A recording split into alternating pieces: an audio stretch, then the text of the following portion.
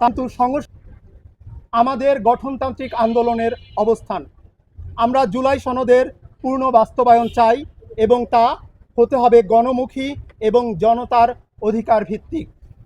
কোনো রাজনৈতিক দল এই সনদের উপর নিয়ন্ত্রণ প্রতিষ্ঠা করতে পারবে না, কারণ জনতার রক্ত এবং ত্যাগের ফসল হচ্ছে জুলাই গণঅভ্যুত্থান। এই সনদের বিরুদ্ধাচরণ মানেই জাতীয় ঐক্য, জনগণের আশা আকাঙ্ক্ষার সাথে বিশ্বাসঘাতকতা। আমাদের দাবি এবং প্রস্তাবসমূহ: ১. সনদের চূড়ান্তকরণের আগে গণপরামর্শের ব্যবস্থা গ্রহণ করতে হবে।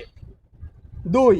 ভুক্তভোগী পরিবার, তরুণ নেতৃত্ব, নাগরিক সমাজ ও প্রান্তিক জনগণের প্রতিনিধিত্ব নিশ্চিত করতে হবে। ৩. সনদ বাস্তবায়নের প্রতিটি ধাপে জবাবদিহি ও গণনিরীক্ষা কাঠামো প্রতিষ্ঠা করতে হবে। ৪. সনদে স্পষ্টভাবে উল্লেখ করতে হবে সংস্কারের রূপরেখা, ধাপ এবং সময়সীমা। ৫. ২০২৪ সালের আন্দোলনের ঐতিহাসিক গুরুত্ব সংবিধানে অন্তর্ভুক্ত করতে হবে।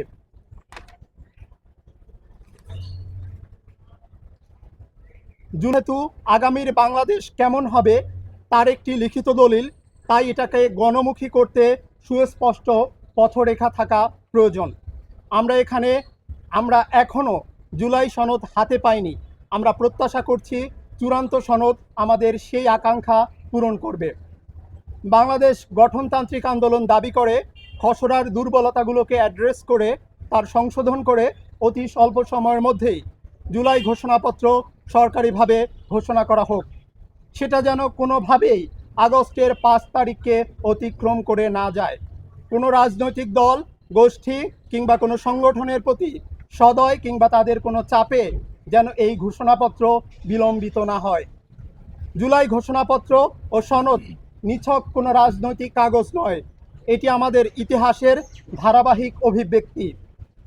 এই অঞ্চল, এই ভূখণ্ড, এই জনগণ যাদের সংগ্রামের ধারায় আজকের এই সনদ এসেছে, তাদের প্রতি ঋণ স্বীকার ছাড়া এই দলিল অগ্রহণযোগ্য, অসম্পূর্ণ এবং শেষ পর্যন্ত বাতিলযোগ্য হয়ে উঠতে পারে।